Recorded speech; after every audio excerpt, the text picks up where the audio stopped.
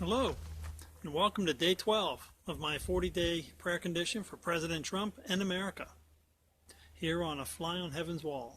If you think that America is a country founded by God, or is a country that can do righteousness in this world, as opposed to what we normally think countries do in their own interests, then you have to imagine that the people who come into the positions of most influence in our nation, in particular the president, are in some way pushed or chosen by God. I think every president is in that position in this country because America has a unique ability to influence the whole world with its unique constitutional republican system that's rooted in individual freedom and limited government. A system that, at least on paper, places the citizen and the citizen's rights above that of government. Of course, we know that's all been turned topsy-turvy by the liberal progressive worldview that has invaded us from Europe decades and decades ago. And we're coming up to the end game with this struggle between individual freedom and collectivism. I think Barack Obama was chosen by God to accomplish certain things in America, number one of which was to finally lay to bed the problem of the race relations. But he utterly and completely failed in that mission. Instead, choosing to focus and put his energy into bringing about his liberal progressive neo-Marxist worldview and try to turn America into a European style socialist state, heavy on the collectivism and light on the human freedom. You go back to President Bush, and he had a remarkable opportunity to unify this nation after 9/11, but he squandered a lot of that with poor decision making and a failure to really bring all the stakeholders in America together. And we can go back president after president. Of course, many of us understand Abraham Lincoln having a very similar opportunity and him actually achieving a lot of what you might think he would have been called for, which was to preserve this union and to eliminate the scourge of slavery. So it is not unusual or weird to think of Donald Trump being called by God into the presidency. Certainly his election over not just the favored candidate of Hillary Clinton, but the candidate who was doing every kind of cheating activity under the sun to ensure her election. And yet in the end, because of our Republican system of 50 states, she was unable to steal the vote.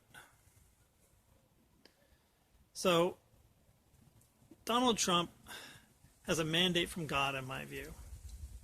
And we Christians, we believers in God, Christian or not, we American patriots who really believe that individual freedom and limited government is the key to human happiness in the temporal world, that any other system of government always ends up trampling on people's rights as the government becomes a tool for the power and control freaks that live among us. So that's Donald Trump's mandate right now, is to preserve individual freedom and preserve our constitutional republic. And in a sense, he's a true conservative, because he is seeking to conserve our very founding principles. So please join with me to give a short prayer for President Trump in this role that he's been called to, which is going to be the most difficult thing he's attempted in his life. And the position that he's in, it's not just his business or his employees that will succeed or suffer. It's all of us, and not just Americans, but many people in the world that will be affected.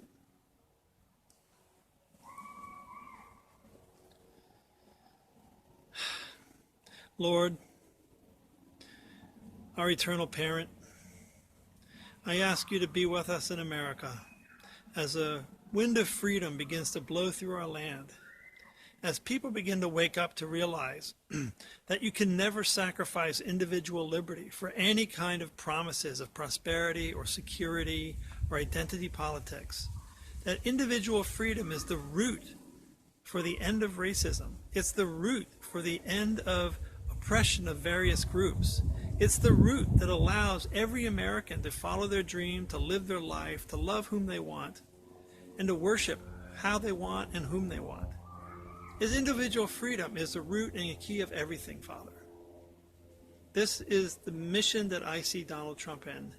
And Father, I pray that you can work with Donald Trump and that he can work with you, that he can avoid the hubris and the arrogance and the selfishness and the power and control obsession that often comes from offices with great political power. Father, I ask you to be with all Christians in America, that they can come together in unity centered around the principles that Jesus taught us and the principles that Reverend Moon taught us, both of which are rooted in the core concept of unconditional love for others. Jesus taught us to love our enemies, to do good to those who harm us, to turn the other cheek, to give our cloak to the man that seeks to steal it. Reverend Moon taught exactly the same thing, Father. And so have other great leaders of your providence in history.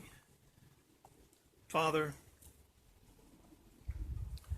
I pray that we can live up to the expectations that you have for us as Americans. America has always been a special nation who has sent out a beacon of hope to the whole world of freedom and prosperity. I pray that we can live up to that expectation that you've given us, Father, that we can resolve and heal the wounds that we have caused in building our country with the American Indian, with the Africans that were brought here, with the Black Americans who grew up here, Father, and with every other ethnicity, from the Irish to the Chinese, who have suffered in America because people chose to persecute them and to use power of government to keep them in their quote-unquote place. Father, this is our task in the next 4 years of Donald Trump's presidency. Bless our efforts to heal the wounds of racism, the wounds of ethnocentrism, the wounds of nationalism, and to truly make America great again. I offer you this prayer in true love. Amen. Well, thank you for joining me for Day 12, another prayer for our president and our great nation. God bless.